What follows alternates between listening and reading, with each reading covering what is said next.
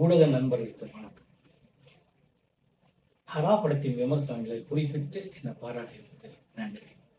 இப்போ மட்டும் கோகிலால இருந்து இது வரைக்கும் எல்லா காலகட்டங்களிலும் என்னோட வளர்ச்சிக்கு துணையாக இருக்கும் உங்களுக்கு எல்லோருக்கும் என்னுடைய மனமார்ந்த நன்றி.